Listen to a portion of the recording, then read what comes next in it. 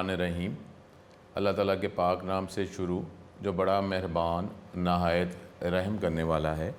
अस्सलाम वालेकुम स्टूडेंट्स, मैं हूँ आपका टीचर मोहम्मद आसिम नसर।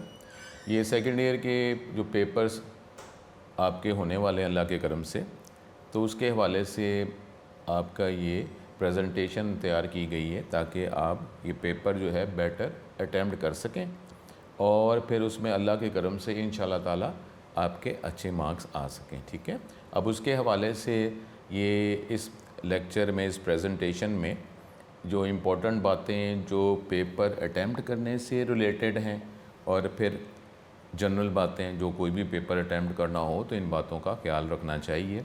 और दूसरा ये कि कंप्यूटर साइंस के पेपर से रिलेटेड कुछ टेक्निकल बातें जो हैं, जो कंप्यूटर साइंस के पेपर पे आप अप्लाई करेंगे तो अल्लाह के करम से जो है अच्छा पेपर अटैम्प्ट होगा और साथ ही फिर अल्लाह के करम से अच्छे मार्क्स आएंगे। ठीक है, अब इसमें जो बातें जो मेन अब हम करते हैं, कई दफ़ा बेटा ऐसे होता है कि आपकी अच्छी तैयारी होती है लेकिन पेपर की प्रेजेंटेशन में अगर कोई प्रॉब्लम आ जाए तो देखें ना, अब आपके जो क्लास टीचर होते हैं वो आपको पढ़ा रहे होते हैं और कुछ देर के बाद हर स्टूडेंट का जो भी उसका स्टाइल है, जो भी उसकी मेंटल अप्रोच है, वो टीचर को पता चल जाती है। लेकिन जब आप पेपर अटैम्प्ट कर रहे हैं तो जो पेपर चेक कर रहे हैं वो आपके क्लास टीचर्स तो नहीं हैं। तो अब आपके माइंड में क्या है, आपके क्या लेवल है, तो वो तो उसको सिर्फ पेपर रीड करके ही पता चलेगा। अब पेपर की प्रेजेंटेशन और उसके अंदर जो लाइंस और किस तरीके से आप अकॉर्डिंग टू क्वेश्चन अपना आंसर जो है प्रोवाइड कर रहे हैं, उसी से वो आपकी जो मेंटल अप्रोच है, आपके नॉलेज को जज करेगा। तो इसलिए अब आप फ़ेस टू फेस तो हैं नहीं, ना ही आपकी पर्सनैलिटी उस टीचर के पास मौजूद है। तो अब पेपर ही आपको बताएगा कि आप क्या हैं, कितना नॉलेज है, और फिर उसी के अकॉर्डिंगली वो आपका एक स्केच जो है, इमेज, वो उसके पास आएगा और उसके अकॉर्डिंगली फिर वो आपको मार्क्स जो हैं वो देगा। डेफिनेटली टू दी पॉइंट अगर आंसर है वो तो टू दी पॉइंट आंसर आ जाएगा, तो फिर वो टोटल मार्क्स आ जाएंगे। शॉर्ट क्वेश्चन के वाले से हम बात कर रहे हैं कंप्यूटर की, लेकिन बाकी जो है कि आपकी पेपर प्रेजेंटेशन ही आपका बताएगी, आपका लेवल बताएगी और आप किस लेवल के स्टूडेंट हैं। अगर अच्छी पेपर प्रेजेंटेशन होगी तो अगर इन केस क्वेश्चन अगर आता है उसके आंसर में कुछ अगर कोई प्रॉब्लम हो भी तो आपकी बेटर प्रेजेंटेशन की बेस पर उसको इग्नोर भी किया जा सकता है। ठीक है, अब क्योंकि ये चेकर के पास इतना मार्जिन तो होता है। अटैम्प्टिंग, अब हम ये बात करते हैं इसमें जो इसमें प्रेजेंटेशन में बताई गई, इस पर ज़रूर आप गौर करें और पेपर अटैम्प्ट जब आपने करना हो तो इसको ए नंबर ऑफ़ टाइम्स इसको प्रेजेंटेशन पे गौर करें, उस पर तवज्जो करें। Attempting the paper properly in board examination is the key to score high marks. ठीक है, अब तो हम पेपर अटैम्प्ट करने की बात कर रहे हैं। ठीक है, many student do not realise the fact that paper presentation is very important. कि जी अब आप किसी भी तरीके से आप लिख लेंगे, वो टीचर अंडरस्टैंड कर लेगा। अब उसकी स्पेलिंग का मसला है या उसमें उसकी राइटिंग का प्रॉब्लम है तो फिर टीचर ज़बरदस्ती जो है वो उसको जज कर रहा है कि जी लिखा क्या हुआ है। ऐसा नहीं है। क्लैरिटी जो है वो हमारी पेपर चेक करने में उसका बहुत इंपॉर्टेंट रोल होता है। Many student do not realise the fact that paper presentation is very important and you have to attempt the paper in a way that not only impresses the checker but also makes him read your paper easily। ठीक है, ये देखें बात क्या है कि ना सिर्फ ये वो चेकर को इम्प्रेस करे बल्कि जो है वो इजीली आपका पेपर रीड भी कर सके। दोनों चीज़ें, इम्प्रेस भी करना है और पेपर इजीली उसे रीड भी किया है, उसमें इतना उसको मेहनत ना करनी पड़े कि ये लिखा क्या हुआ है। The easier you make it for the checker the more marks you are likely to attain and the same is true जितने भी बोर्ड्स हैं, कोई भी लेवल हो जाए, आपका इंटर लेवल हो जाए, किसी भी लेवल पे, बैचलर में, मास्टर पे, एमफिल पे, किसी भी लेवल पे। ओवरऑल प्रेजेंटेशन के हवाले से जो जनरल बातें जो हैं, first of all you need to be cautious of your overall paper presentation, कुछ बातें हैं जो आपको इस पर गौर करना चाहिए। Here are the few things you need to consider while attempting the paper in the final pre-board exams और final board exams। वैसे तो आपको ये जो बातें हम कर रहे हैं, जो आपका क्लास टेस्ट होता है उस पर भी इन बातों का डेफिनेटली आपको ख्याल करना पड़ता है, करना चाहिए। लेकिन कई दफ़ा होता है कि क्लास टेस्ट जो है आपके टीचर्स के पास जा रहे होते हैं तो वो थोड़ी सी बातें आपकी इग्नोर कर देता है। जिस तरह मैंने आपको कहा है कि जो आपके जो पेपर चेक करेंगे उसके आपकी मेंटल अप्रोच का, इन जनरल आपकी पर्सनैलिटी का नहीं पता, तो पेपर से ही उसने हर चीज़ जज करनी है। कुछ बातों का जो ख्याल करना चाहिए। अब आप draw a line on the right and left of the page with A cut marker, ठीक है। एक लाइन लेफ़्ट और राइट साइड पे पेज की एक लाइन, आप वर्टिकल लाइन ड्रॉ करें जिसको आप वो मार्जिन कहते हैं, ठीक है। मार्जिन देखें, मार्जिन किस लिए होता है, और आप कंप्यूटर के स्टूडेंट्स हैं, आपको तो मार्जिन की वैसे भी टेक्निकल बात पता है कि जो एक्स्ट्रा स्पेस जो हम लेफ़्ट साइड से और राइट साइड से पेपर की छोड़ते हैं ताकि हमें स्टार्टिंग पॉइंट और एंडिंग पॉइंट जो है वो फिक्स हो जाए कि जी एक फ़िक्स जगह है, वहीं से हम पेपर लिखना स्टार्ट कर रहे हैं, लाइन को लिखना स्टार्ट कर रहे हैं, और एक फ़िक्स जगह है जहाँ पर ही हम वो लिखना जो है उस लाइन पे ख़त्म कर रहे हैं। अगर इस तरह ना हो तो फिर क्या हो कि लाइन डिफरेंट जगहों से स्टार्ट अप कर रहे हैं, डिफरेंट जगहों पे ख़त्म कर रहे हैं, तो इस तरह ये हमारे पास एक सिमेट्री अलाइनमेंट नहीं होगी। जिस तरह अब आप माइक्रोसॉफ्ट वर्ड अब इस्तेमाल करते हैं, ये प्रेजेंटेशन भी अगर आप देखें, इस प्रेजेंटेशन पे भी अगर आप गौर करें कि यहाँ पर भी लाइंस एक सेम पॉइंट से ये लाइन स्टार्ट हुई हैं और एक सेम पॉइंट पे जो लाइंस ख़त्म हो रही हैं, तो ये एक सिमेट्री क्या अच्छी नहीं लगती। इसी तरीके से आपके पेपर की बात होगी। Keep your paper neat and clean, give proper important headings दें। हेडिंग्स जो हैं, क्योंकि इसका मतलब है कि अब आप को नया पॉइंट डिस्कस कर रहे हैं, नया क्वेश्चन आप स्टार्ट कर रहे हैं, हेडिंग्स जो हैं, और वो क्योंकि आपने प्रोमिनेंट भी की होती हैं तो उसका भी फ़ायदा होता है कि ये क्लैरिटी बढ़ जाती है कि ये हम नेक्स्ट बात जो है वो शुरू कर रहे हैं। तो ये भी प्रेजेंटेशन में बहुत important. Keep your paper neat and clean, give proper important headings, fill all the page, do not leave any space, कोई स्पेस ना खाली छोड़ें। आप प्रॉपरली जो भी पेज है, जितने भी आप पेपर अटैम्प्ट करें, जितने पेजेस हैं, उस कंप्लीट पेज फिल करें। ये नहीं है कि आप किसी क्वेश्चन के दरमियान स्पेस छोड़ दें, पेज के एंड पे एक्स्ट्रा स्पेस छोड़ दें, नहीं।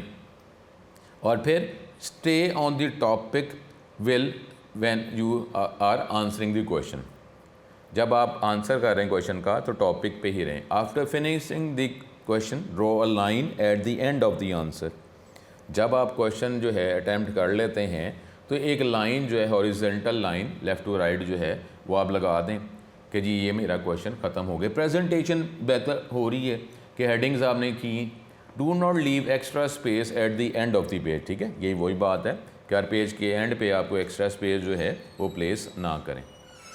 फिर answer only the number of question asked, do not attempt extra question. अब ये क्या है, अब आपको ये पता है कि ठीक है सर, एक्स्ट्रा क्वेश्चंस जो हैं हम अटैम्प्ट करते हैं और उसमें जो है कि जो ऐसा आंसर, ऐसा क्वेश्चन जिसके मार्क्स ज़्यादा होते हैं, नॉर्मली जब भी हम कोई चीज़ अटैम्प्ट करते हैं तो जो बेनिफिट ऑफ डाउट वो जो अटैम्प्ट करने वाला होता है उसी को दिया जाता है। अब पेपर कौन आप अटैम्प्ट कर रहे हैं, आप अटैम्प्ट कर रहे हैं, तो इन केस जो बेनिफिट ऑफ डाउट जो है पेपर अटैम्प्ट करने वाले को मिलेगा। लेकिन इस तरीके से जो है ना इरिटेशन भी है कि अब आपने मल्टीपल क्वेश्चंस अटैम्प्ट किए हैं, अब उसमें से ये डिटेक्ट करना कि किस से कौन से क्वेश्चन के मार्क्स ज़्यादा हैं उसको लिस्ट में शामिल किया जाए, बाकियों को इग्नोर किया जाए, तो ये भी एक जो बात जो है ये एक एक्स्ट्रा जो है इरिटेशन हो सकती है चेकर को।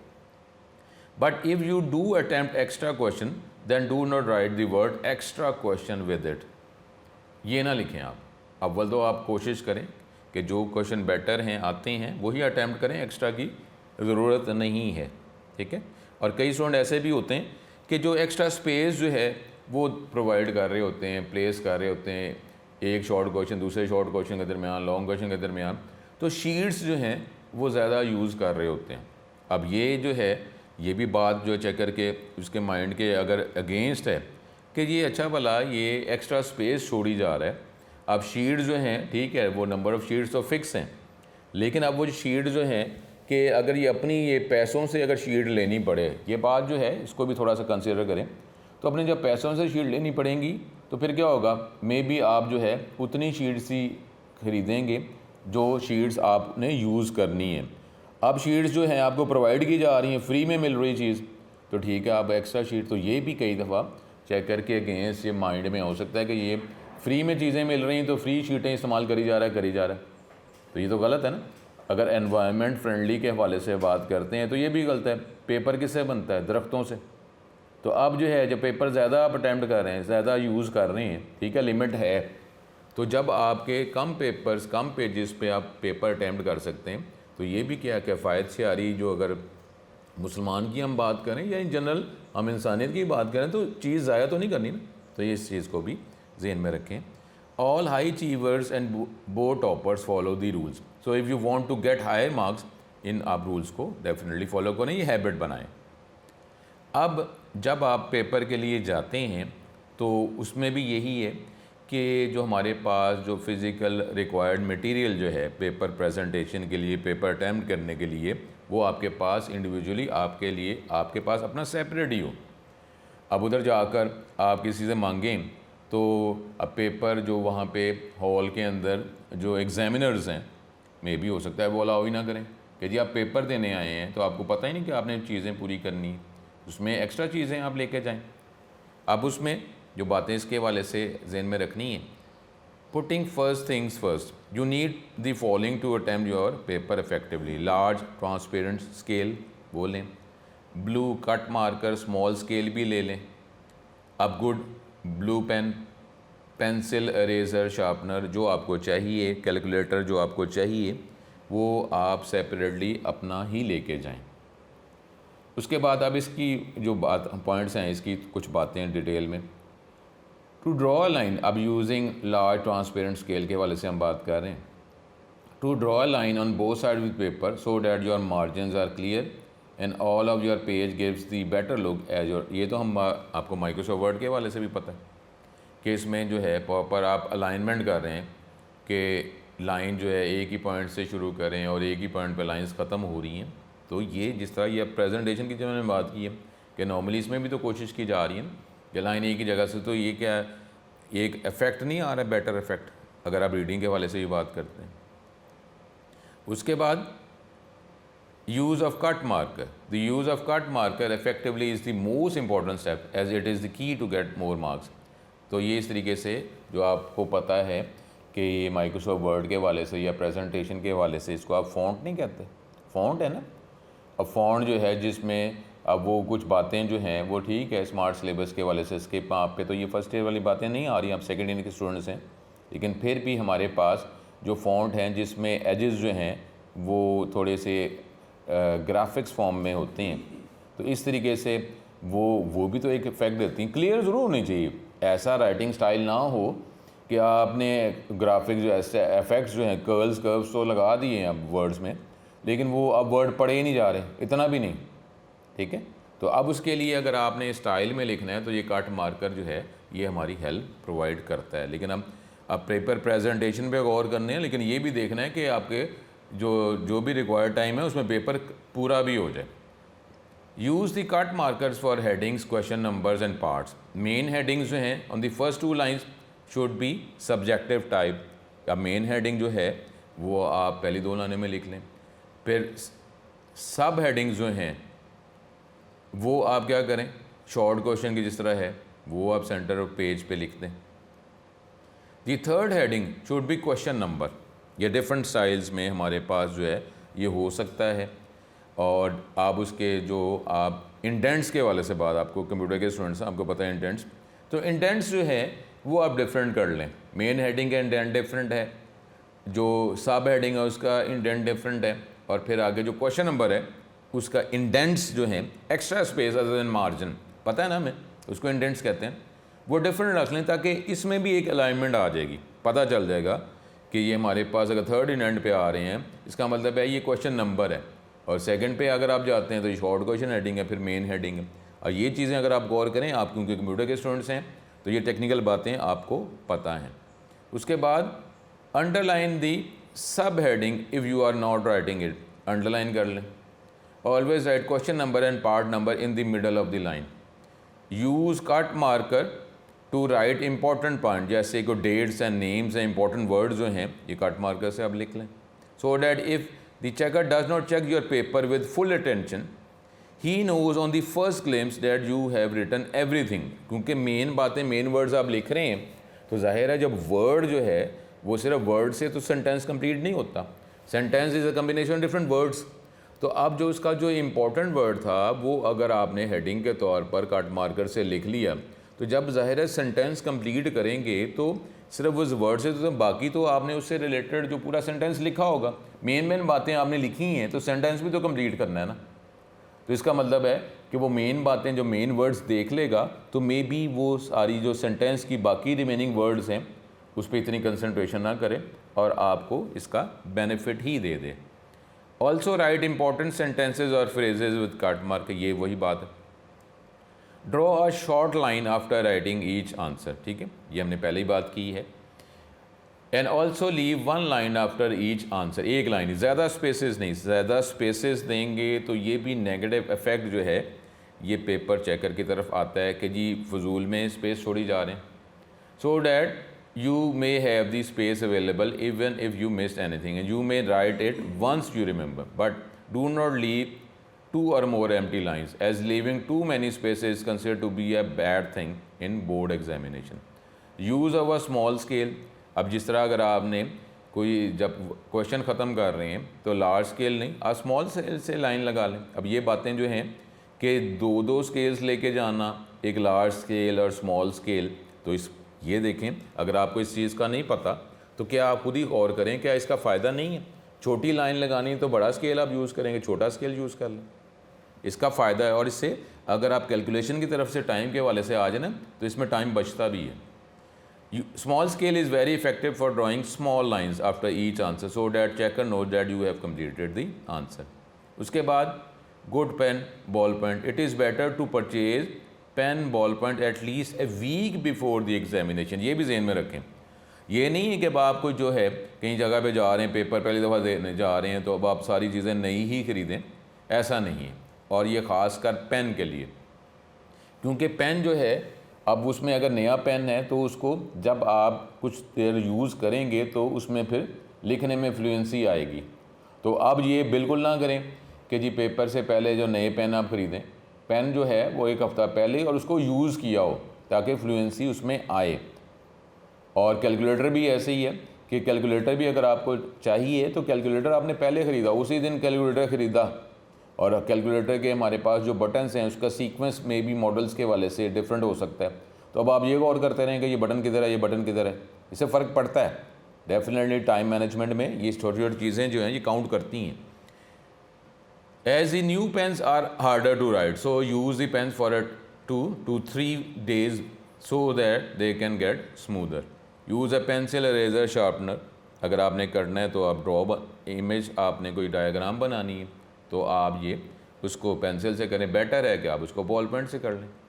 अब लेबल जो है वो आप बेटर है कि डायग्राम को, इन केस अगर लेबल करने, इतनी डायग्राम्स हमारे सेकेंड ईयर कंप्यूटर साइंस में तो नहीं है, लेकिन अगर आप ये लेबल करना है डायग्राम को तो आप कट मार्कर से ही कर लें। Order of the question, first attempt the question, ये बातें आप इंपॉर्टेंट चल रही हैं, इस पे बातों को ज़रा थोड़ा सा गौर करें टेक्निकली, और ये आप खुद ही आपके माइंड में आ जाएगा कि क्या इस तरह हम करते हैं कि नहीं करते, इस तरह नहीं करना चाहिए। देखें ज़रा order of the question, first attempt the question in which you are good. Definitely ये तो ये होता है कि जो क्वेश्चन जो है जिसकी आपकी प्रेपरेशन बेटर है वो आप अटैम्प्ट करें, ठीक है जी। First attempt the question in which you are good at, as at the start of the paper the checker will know that you are a good student. एक इफेक्ट देखिए, मैंने पहले ही आपको कहा है, जो पेपर चेक कर रहा है वो आपके क्लास टीचर नहीं है, उसके पास आपकी पर्सनैलिटी का कोई इमेज नहीं है, तो उसने पेपर से ही जज करना है, बेटर पेपर प्रेजेंटेशन होगी तो कुछ बातें आपकी मिस्टेक वो इग्नोर कर देगा, नहीं तो आप उसी पेपर ही वो हर चीज़ आपका नॉलेज भी बताएगा और आपकी शख्सियत पर्सनैलिटी को भी पेपर ने ही बताना है। You need to keep that impression for at least 3 question तक आपका बेटर हो। So your best answer should be the second question. Then attempt the question in which you are perfect at, as the checker knows that your second and third question are even better than the first one. Hence he will feel comfortable to give you better marks. जिस तरह वो जा रहा है तो उसको हो रहा है कि आपके एक इमेज बनना शुरू हो गया, 2-3 क्वेश्चन में आपका इमेज बन रहा है कि हाँ ये इसके पास तो नॉलेज काफ़ी है, नॉलेज भी है और पेपर प्रेजेंटेशन भी है, पेपर क्लियर भी है, तो एक इमेज बनना शुरू हो जाएगा। जब इमेज जो है कॉन्स्टेंटली चलता रहेगा तो फिर अगर कोई बीच में मिस्टेक्स होंगी तो मे बी वो इग्नोर हो जाएं। It is also important not to attempt the least good question at the end. अब ये वो बात है जिसमें इसको फॉलो करना ज़रा थोड़ा सा मुश्किल है कि ये ना करें कि एंड पे जो क्वेश्चन बिल्कुल आपको आते ही नहीं है वो आप करें एंड पे। ये बातें हैं तो टेक्निकल, इसको फॉलो करना मुश्किल है नॉर्मली। अब एंड पे हमें पेपर प्रेजेंटेशन के लिए जो टाइम मैनेजमेंट है वो सही अगर नहीं होती तो एंड पे बहुत स्पीडें हमने की होती हैं और आखिरी एंड पे क्वेश्चन जो हमें बिल्कुल ही नहीं आते या आते हैं तो स्पीड में कर रहे हैं तो वो हमारा एक नेगेटिव इफेक्ट आता रहता है। लेकिन अब उसमें ये है कि आप मिक्स कर लें कि जो आपको क्वेश्चन अगर नहीं आता तो बीच में, ताकि देखें ना कि हो क्या रहा है कि जी स्टार्ट आपका अच्छा है, मिडल भी अच्छा है, एंड भी अच्छा है, तो फिर ये आपके इफ़ेक्ट्स जो हैं वो अगर आपके स्टार्ट में अच्छा बना था ये ना हो कि एंड में बिल्कुल ही ख़त्म हो जाए। तो इस तरह मिक्स करेंगे तो ये थोड़ा सा अल्लाह करम करे। वैसे ये ब्लफ टाइप सी बात आ गई कि जी वो कहे कि जी आपका थ्रू आउट द पेपर ही अच्छा है, क्योंकि स्टार्ट भी अच्छा, मिडल भी अच्छा हो गया, एंड भी अच्छा हो गया, तो फिर बीच में कुछ बातें इग्नोर कर दी जाएंगी। But mix it in between the good questions, maybe आप नंबर 7-8 पे वो अटैम्प्ट करें। फिर practice attempting the paper by giving test. ये इंपॉर्टेंट नोट कि आपके कॉलेज एकेडमीज़ में जो टेस्ट होते हैं वो टेस्ट लाजमी आप अटैम्प्ट करें, छोड़ें नहीं। और मैं तो अपने स्टूडेंट्स को ये भी कई दफ़ा कहता हूँ कि अगर आपका वो जितना भी सिलेबस है टेस्ट का अगर कम्प्लीटली प्रिपेयर नहीं है तो जितना आप प्रिपेयर कर सकते हैं उतना बेटर आप उसको प्रिपेयर करें, ताकि आपके माइंड में कॉन्फिडेंस आ गया कि ये टॉपिक तो मुझे फुली प्रिपेयर है, बाद में रिवाइज़ करना होगा। अगर हर टॉपिक ही आप थोड़ा थोड़ा करेंगे तो माइंड में क्या होगा, मुझे फुली प्रिपेयर तो नहीं है, अभी मैं टॉपिक फुली प्रिपेयर करने हैं। बेटर तो ये है कि सारे पेपर के क्वेश्चंस आपके क्लियर हों तो आगे आपको रिवाइज़ करना हो, याद ना करना हो। लेकिन फिर भी जो है अगर नहीं होता तो जो क्वेश्चंस आप कर रहे हैं वो फुली प्रिपेयर करें, ताकि कॉन्फिडेंस हो आगे कि ये मैंने क्वेश्चन मैंने याद कर लिए हैं, अब उसको मैंने रिवाइज़ करना है, इसके अलावा जो क्वेश्चंस हैं उनको याद करना है। ठीक है, तो इसलिए जो भी टेस्ट होते हैं, क्लास टेस्ट होते हैं, जो हमारे पास कुछ परसेंटेज के टेस्ट हैं, हाफ बुक हैं, वो लाजमी अटैम्प्ट करें आप। Make a habit of reading the paper after solving it. ये भी कि एंड पे थोड़ा सा को टाइम रखें ताकि आप इसको रीड भी कर सकें। Before going for exam ready all the stuff required. Practice the designing of the paper before the final exam. तो ये भी है कि आप जिस तरह पेपर आपने प्रेजेंट करना है उसकी एक दो दफ़ा पहले इनिशियल लेवल पे आप प्रैक्टिस कर लें। ये जो बातें हम कर रहे हैं इसको आप किसी पेज पर ये बातें जो हैं, मैं सपोज़ कोई डमी को पेपर लेकर उसको आप अटैम्प्ट करें पेपर्स पे कि जी ये मैंने हेडिंग लगाई है, सब हेडिंग लगाई है, इस तरीके से थोड़ी सी प्रैक्टिस कर लें। जब प्रैक्टिस करेंगे और फाइनल जब पेपर आएगा, क्योंकि आपकी प्रैक्टिस होगी तो ये काम जल्दी हो जाएंगे और स्टेप्स भी जो आपने किए होंगे वो भी आपके माइंड में आ जाएंगे। ठीक है, जिस और ये आगे है required material for effective paper presentation. वो क्या? Your last attempted question should also be good one, as most of the checker know that the last questions are normally the ones that you do not know the answers. So use these tricks cleverly. ठीक है, and then attempt the question in which you are least good one. ठीक है, तो ये थोड़े से हमने वो जो ट्रिक्स की बात करें, ट्रिक जो है लफ्ज़ मुनासिब नहीं, इसको अब हम तो नॉलेज ही कहेंगे। ठीक है, उसके बाद अब ये कोई पेयरिंग स्कीम, अब जो पेयरिंग स्कीम है ये हमारे पास जो है, आपके पास ही प्रीवियस नॉलेज होगा कि हमारे पास एक से ज़्यादा पेयरिंग स्कीम जो हैं वो फ्लोट कर रही होती हैं। आप नॉलेज तो ले लें लेकिन 100% जो है वो ये ज़रूरी नहीं है कि जो पेयरिंग स्कीम वही इस्तेमाल हो रही हो, उसको थोड़ा सा चेंज आ सकता है। नॉलेज ज़रूर आप ले लें। ठीक है, तो अब ये हमारे पास ये हमने इसमें जो बात की जा रही है लॉन्ग क्वेश्चन के वाले से कि 1 और 4 में से लॉन्ग क्वेश्चन है, फिर चैप्टर 8 में से लॉन्ग क्वेश्चन है, फिर चैप्टर 11 में से है और फिर चैप्टर 12 में से, ठीक है। ये हमारे पास लॉन्ग क्वेश्चन MCQs के वाले से बात की जा रही है।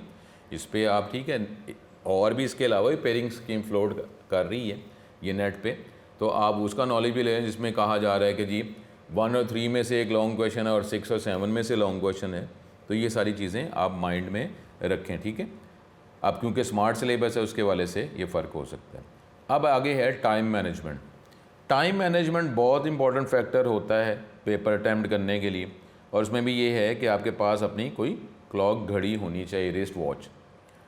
अब एग्जामिनेशन हॉल में वॉल क्लॉक्स जो हैं वो तो बेटर होता है, लेकिन अगर इस तरह नहीं है तो आपके पास रिस्ट वॉच हो, ताकि आप ये साथ साथ देखते रहें। एक रफली हम 100% तो मे भी कोई नहीं चल सकता, लेकिन ये है कि फिर भी कि जी इतना टाइम हो गया तो मेरे इतने क्वेश्चंस हो जाने चाहिए, तो इतने मैं उसके करीब हूँ। एग्जैक्टली चले मैच नहीं हो रहा, उसके करीब तो रहें, ठीक है। तो ये अब यहाँ पर इस टाइम मैनेजमेंट को ज़हन में रखना है हमने। 15 MCQs हैं, टोटल टाइम 20 मिनट्स हैं। ये तो ज़ाहिर है 20 मिनट्स वो आपके जो एग्जामिनर पर डिपेंड करता है कि 20 मिनट से पहले ही आपको सब्जेक्टिव पेपर दे दे तो ठीक है, आपको फ़ायदा है कि वो टाइम जो है आप सब्जेक्टिव पेपर में यूटिलाइज़ कर लेंगे। कई जो अगर रूल्स एंड रेगुलेशन के हवाले से चल रहे होते हैं तो वो सब्जेक्टिव पेपर जो है वो 20 मिनट्स के बाद ही देते हैं। तो ये अब आप पे है कि क्या आपकी अल्लाह के करम से किस्मत होगी। शॉर्ट क्वेश्चंस जो हैं वो हमारे पास जो हैं 24 हमने करने हैं, और इसमें हर क्वेश्चन जो है उसके कितने मिनट्स निकल रहे हैं, तकरीबन 3 मिनट। अब ये इतना नहीं है कि अब मैंने पहले कहा कि 100% नहीं हो सकता कि आप 3-3 मिनट कैलकुलेट करते रहें, लेकिन फिर भी आपने एक टाइम रफली तो कर लिया कि जैसे अगर आप ये 24 क्वेश्चंस का हमने 3 से अगर मल्टीप्लाई किया तो क्या बन रहा है 72 मिनट्स। अब 72 मिनट चलें इसके करीब आप कर लें। अब ये नहीं कि एक एक क्वेश्चन बिल्कुल एग्जैक्टली आप कंप्यूटर की तरह और रोबोट्स की तरह आप कर रहे हैं कि 3-3 मिनट में मैंने अटैम्प्ट करना ही करना है, लेकिन ये इसका जो टोटल टाइम जो है 72 मिनट्स, तो आप इसके नियर अबाउट आपके शॉर्ट क्वेश्चन तो पूरे हो ना। उसके बाद लॉन्ग क्वेश्चन आपने 3 करने हैं, ठीक है। अब हमारे पास 3 क्वेश्चंस हैं, एक हमने डेटाबेस में से करना है लाजमी, 2 में से 1, और फिर सी लैंग्वेज में से 3 में से 2 करने हैं, और 3 में से जो 2 हमने करने हैं तो अब उसमें हमारे थ्योरेटिकल क्वेश्चन हो सकता है, प्रोग्राम हो सकता है। तो इसलिए जो हमने जो क्वेश्चंस 2 करने हैं वो 20 मिनट्स उसका टाइम है, और एक क्वेश्चन सपोज जिसको आप प्रोग्राम की बात कर रहे हैं तो वो 18 मिनट्स के करीब होगा, क्योंकि प्रोग्राम अगर आप में आता हो जिस तरह मैथ के क्वेश्चंस होते हैं तो ज़्यादा टाइम रिक्वायर नहीं कर रहे होते, ठीक है। तो इस हवाले से ये तकरीबन 1 घंटा जो है 58 मिनट्स जो है ये बन जाते हैं कि इन क्वेश्चंस के लिए घंटे के अंदर आप ये 3 क्वेश्चंस आपके इसके नियर अबाउट होने चाहिए, ठीक है। तो ये अब टाइम मैनेजमेंट है, इसके करीब करीब आप कर लें, 100% नहीं तो, लेकिन ये इसके करीब करीब तो आप रहें ना। तो ये आपको माइंड में अगर होगा कि मैंने क्वेश्चन अटैम्प्ट करने हैं तो इसके पर क्वेश्चन मेरे कितने मिनट्स होने चाहिए, माइंड में होगा तो फिर ही आप जाएंगे कि टोटल जो हमारे पास ये 150 मिनट 2.5 घंटे का जो पेपर है। उसके बाद ये अब ये एक पेपर का स्केच आपको नज़र आ रहा है, तो उसमें अगर आप गौर करें कि अब आपके पास जो अगर प्री बोर्ड जो है वो भी इसी स्टाइल में होगा जो बोर्ड का पेपर होता है। इससे पहले जितने भी पेपर्स हुए उसमें एक और लैंग्वेज भी उस पेपर में आती है। अब ये तो हम बाद इस पर डिस्कस नहीं कर सकते क्योंकि ये पेपर बोर्ड के पेपर जो गवर्नमेंट की तरफ से आ रहे होते हैं, तो उसमें हमारे पास सी लैंग्वेज के अलावा विजुअल बेसिक भी होती है। हालांकि विजुअल बेसिक आपके टेक्स्ट बुक में भी नहीं है। अब ये मैं इस पर क्या बात करूं कि जब विजुअल बेसिक आपकी बुक में नहीं है तो पेपर में क्यों इसके MCQs शॉर्ट क्वेश्चन और लॉन्ग क्वेश्चन आते हैं, और इसकी चॉइस है बिटवीन सी लैंग्वेज। अब विजुअल बेसिक ना किसी कॉलेज में पढ़ाई जा रही है ना बुक में शामिल है, तो ये शामिल करके पेपर की लेंथ क्यों इंक्रीज़ की हुई है। तो ये ज़रा ज़हन में रख लें कि ये ऐसे होगा। प्री बोर्ड में ये चीज़ आ जाएगी तो आपको क्लियर हो जाएगा कि आपने विजुअल बेसिक का जो सेक्शन जो MCQs के accordingly long question short question के वाले से आपने अटैम्प्ट ही नहीं करना, लेकिन पेपर की लेंथ बढ़ जाएगी। जब पेपर आएगा इससे पहले क्या हुआ, पेपर की लेंथ में क्वेश्चन क्योंकि विजुअल बेसिक के भी आ रहे हैं तो उसके वाले से पेपर की length, number of pages in question paper वो इंक्रीज़ हो जाएंगी, ठीक है। तो ये हमारे पास जैसा ये स्केच बताया जा रहा है कि MS एक्सेस के हैं 9 में से आपने 6 शॉर्ट क्वेश्चन करने हैं। फिर हमारे पास सी लैंग्वेज के वाले से ये आप कर रहे हैं कि जी 9 है उसमें से आप 6 कर रहे हैं, लेकिन साथ ही ये देखें अब शॉर्ट क्वेश्चन में विजुअल बेसिक भी आ गया ऑप्शन में।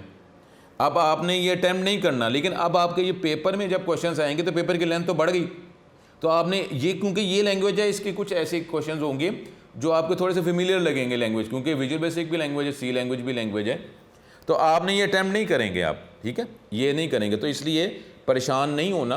वैसे तो प्री बोर्ड का पेपर जो है उसमें ये चीज़ें, ये इफेक्ट आपको दिखाया जाएगा, ताकि इन केस अगर अल्लाह ना करे कोई मसला हो जाता है तो उसको यहीं से आपके पास गाइडेंस आ जाए, ठीक है। तो इसलिए जो है इसको ज़रा ज़हन में रखना है। फिर सी लैंग्वेज के हवाले से जो दूसरा जो पार्ट है शॉर्ट क्वेश्चंस का, वो भी आपने 9 में से 6 करने। और फिर देखें ये विजुअल बेसिक में भी हमारे पास ऑप्शन आ गई, ठीक है। तो ये अब आप प्री बोर्ड में भी आपको ये इफेक्ट नज़र आएगा, तो आपने विजुअल बेसिक का सेक्शन जो है वो अटैम्प्ट नहीं करना। फिर ये लॉन्ग क्वेश्चन की बात करें, लॉन्ग क्वेश्चन में डेटाबेस में से आपने 2 में से 1 क्वेश्चन अटैम्प्ट करना है, ठीक है। और ये सेक्शन जो अगला सेक्शन है जिसमें देख लें, अब सी लैंग्वेज में से तो आपने करने हैं 3 में से 2 लॉन्ग क्वेश्चन करने हैं, लेकिन ये देख लें फिर यहाँ पे आ गया आइदर फ्रॉम सी लैंग्वेज और विजुअल बेसिक। तो अब जो है ये सी लैंग्वेज के तो 3 क्वेश्चन हो गए, लेकिन देख लें अब ये विजुअल बेसिक के भी 3 क्वेश्चन हैं, इसमें से भी आपने, लेकिन क्योंकि इससे सिर्फ ये होगा कि आप जब पेपर आपके पास आएगा फिज़िकली हाथ में, तो आप कहेंगे इतना लंबा पेपर, और इतना लंबा पेपर नहीं, उसमें सारे क्वेश्चन जो हैं MCQs और फिर ये short question, long question, visual basic के भी हैं। अब ये मुझे नहीं पता कि ये इस तरह क्यों हो रहा है, जबकि ये कंप्यूटर का ये पेपर सेकेंड ईयर का है तो इसको स्किप क्यों नहीं किया जा रहा।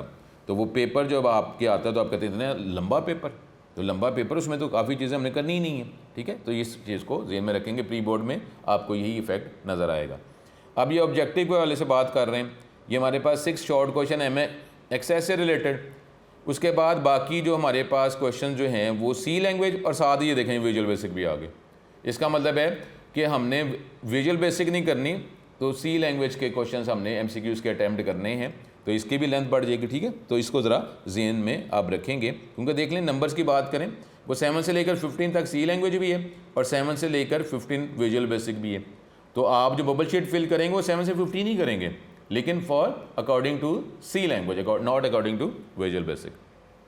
उसके बाद अब जो है कुछ ये बातें कि ये शॉर्ट क्वेश्चन जो हैं, शॉर्ट क्वेश्चन जब होते हैं सी लैंग्वेज के हवाले से तो कुछ कोड होता है जिसमें आउटपुट आपने शो करनी होती है, और कुछ क्वेश्चन होते हैं कि जिसमें आपने एरर्स बताने होते हैं। तो इसलिए स्पेशली ये एरर से रिलेटेड शॉर्ट क्वेश्चन आपकी इस प्रेजेंटेशन में शामिल किए गए, क्योंकि स्टूडेंट कई दफ़ा ये एक मिस्टेक करता है कि सपोज ये कोड है, इस कोड में ये 4 लाइन्स लिखी हुई हैं, स्टूडेंट कई दफ़ा क्या करता है कि वो जो कोड है ना उसको सही करके लिख देता है। तो कोड सही करके नहीं लिखना, वो तो उस क्वेश्चन में लिखा हुआ है ट्रेस एरर्स, इन कोड में जो एरर है इन्हीं लाइन्स में। आप जिस तरह यहाँ पे अगर 4 लाइन आपको नज़र आ रही हैं तो आप कहेंगे इसका मतलब है कि यहाँ पे मिस्टेक है जी, एरर है कि आपने इंक्लूड ऊपर नहीं लिखा, वॉइड में नहीं लिखा। ऐसा नहीं है, जो लाइन्स लिखी हुई हैं उसी में एरर आपने बताना है, और इन लाइन्स को भी ठीक करके नहीं लिखना, आपने सिर्फ एरर्स बताने हैं। ये स्टूडेंट मिस्टेक करते हैं, आउटपुट वाला भी हो गया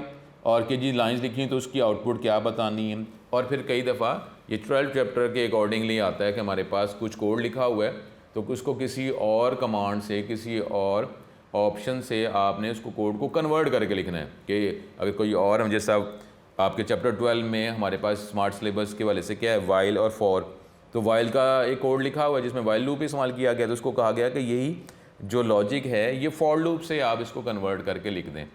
तो आपने वो जो लाइन्स है उसी को कन्वर्ट करना है, उसमें भी आपको कोई इंक्लूड वगैरह की ज़रूरत नहीं है। अगर नहीं लिखा हुआ जो इनिशियल कोड है जिसको आपने कन्वर्ट करना है, सपोज वाइल को फॉर लूप में, तो जो कोड में लिखा हुआ इंक्लूड नहीं लिखा तो आप भी ना लिखें, कोई ज़रूरी नहीं है। तो लेकिन ये जो क्वेश्चंस हैं एरर्स, जिस तरह आपको ये एग्जांपल बताई गई, अब ये 4 लाइन्स का कोड है। अब उसमें ये नहीं कहेंगे जी एरर है कि ऊपर इंक्लूड नहीं लिखा हुआ, मेन नहीं लिखा हुआ, तो ना सही करके लिखना है। तो आप इस तरीके से अटैम्प्ट करेंगे कि आप ये पॉइंट्स के तौर पर लिख दें। In first line closing parenthesis, देखिए पहली लाइन पे ये पेरेंथेसिस स्टार्ट हम नहीं किया, इसको क्लोज भी तो करना है, तो आप इस तरह लिखेंगे।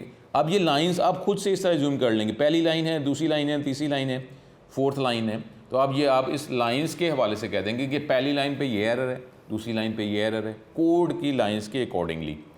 In first line closing parenthesis is required at the end of if statement, और 4th लाइन में जो प्रिंट जो वर्ड है उसकी जगह प्रिंट एफ लिखना है, ठीक है।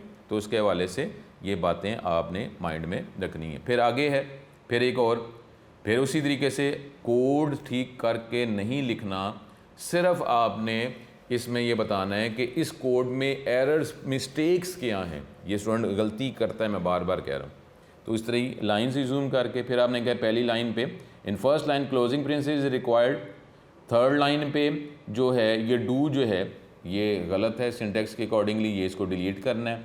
और फोर्थ लाइन में प्रिंट SF लिखा हुआ है, उसकी जगह प्रिंट लिखना है, ठीक है। तो ये चीज़ें एक और अगर हम देख लें एग्जाम्पल, इसमें क्या, फिर वही देखें, आपने कोड सही करके नहीं लिखना, और जो भी लॉजिक इस्तेमाल किया गया है, जो भी लाइंस का लॉजिक है, आप वो उसको इग्नोर करें, बस जो लिखा हुआ है उसमें एरर्स क्या हैं, ठीक है। तो ये शॉर्ट क्वेश्चंस में आते हैं कि जी एरर्स जो हैं ट्रेस करने हैं। आउटपुट के क्वेश्चंस आते हैं, लाजमी प्रैक्टिस करें। और क्योंकि सी लैंग्वेज के हवाले से इससे प्रीवियस भी हमारे पास यही प्रैक्टिस है कि सी लैंग्वेज में अगर आप डेफिनीशंस प्रिपेयर करेंगे शॉर्ट क्वेश्चन के हवाले से, तो फिर उसके आप पास तो हो जाएंगे, लेकिन उसमें ये है कि अच्छे मार्क्स नहीं आ सकते जब तक कि आप शॉर्ट क्वेश्चन जो आउटपुट से रिलेटेड आउटपुट आपने शो करना है, जिस तरह एरर्स ट्रेस करना है उससे वो, या कोड कन्वर्जन है, कुछ कोड लिखा हुआ है उसको किसी और कमांड के अकॉर्डिंगली चेंज करके लिखना है, जब तक आप इसकी प्रैक्टिस नहीं होगी तो सी लैंग्वेज में अच्छे मार्क्स अगर नहीं आते तो डेफिनेटली ओवरऑल मार्क्स जो हैं वो अफेक्ट होंगे। तो इसलिए लाजमी इसकी प्रैक्टिस आपने करनी है, ठीक है।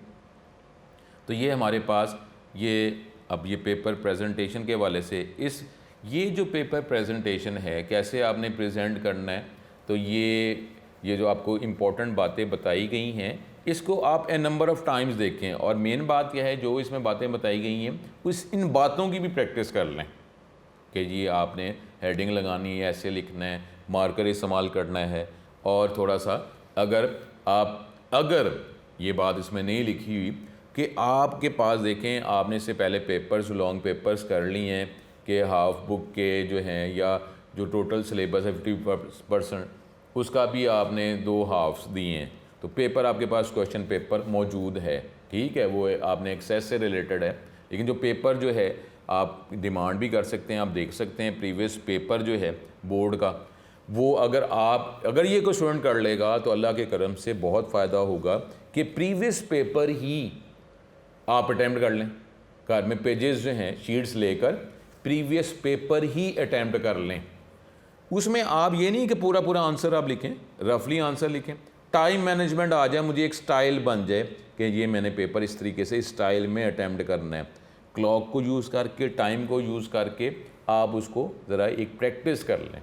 तो ये जो करेंगे तो इसका तो फ़ायदा होना ही होना है, क्योंकि जब आप आएंगे यूज़ टू हो जाएंगे उस स्टाइल में। जब ओरिजिनल पेपर अटैम्प्ट करेंगे तो आपकी प्रैक्टिस हुई होगी तो पेपर अटैम्प्ट करना मुश्किल नहीं होगा जिस तरीके से अल्लाह के करम से। और दूसरी बातें जो इसमें नहीं लिखी हुई वो बात वही मेन है कि आप पेपर अटैम्प्ट करने से पहले जो है लाजमी अल्लाह का नाम बिस्मिल्लाह से आप शुरू करें। और अल्लाह के करम से आप तो मुझे पता है कि आप 5 वक्त के नमाजी ही हैं, लेकिन ये है कि डेफिनेटली नमाज़ पढ़ें और नमाज़ पढ़ें जिस तरह रमज़ान में अल्लाह के करम से हर कोई 5 वक्त का नमाजी हो जाता है।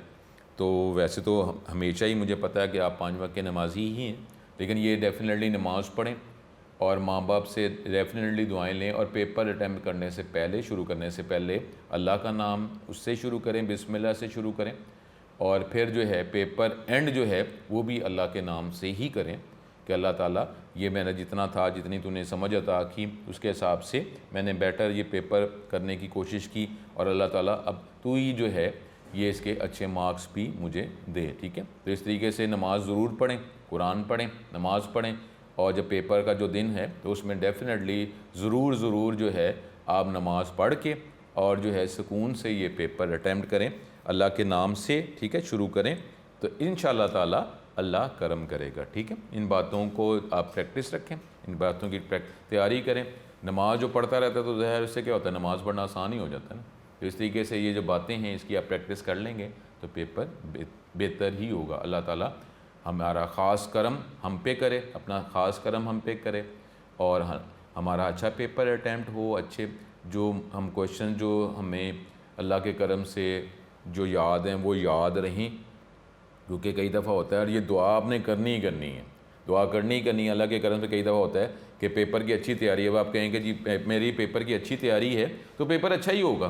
बेटा ऐसे नहीं करना, अल्लाह से मांगना है, अल्लाह से मांगना है कि तैयारी भी हो। अल्लाह ना करे उस टाइम अगर कोई मसला हो गया उस दिन तो क्या करेंगे, कोई भी डिस्टर्बेंस वहाँ पे एग्जामिनेशन हॉल में हो सकती है, अल्लाह ना करे कोई ऐसा कोई एक्शन हो जाए, आपकी तवज्जो उसकी तरफ होगी तो जो आपको क्वेश्चंस आते थे वो मिक्स हो गए। तो इसलिए जो है अल्लाह का नाम लेना ही लेना है, अल्लाह से दुआ करनी ही करनी है। ये बात नहीं कि सर मैंने सारे क्वेश्चन मेरे आते हैं तो मेरा पेपर अच्छा ही होना है, ऐसा नहीं बेटा करना, अल्लाह ताला से मांगना है। तो मेरी दुआ है कि आप अल्लाह हमें आपको तौफीक दे अल्लाह का नाम लेने की और मेहनत करने की, और अल्लाह अच्छा पेपर अटैम्प्ट करने की तौफीक दे, और अल्लाह इंशाअल्लाह ताला जो है वो अच्छे मार्क्स आएँ ताकि हमारे माँ बाप खुश हों, हमारे टीचर खुश हों, और ये इसी तरीके से अल्लाह हमेशा अपनी पनाह में रखे। अस्सलाम वालेकुम।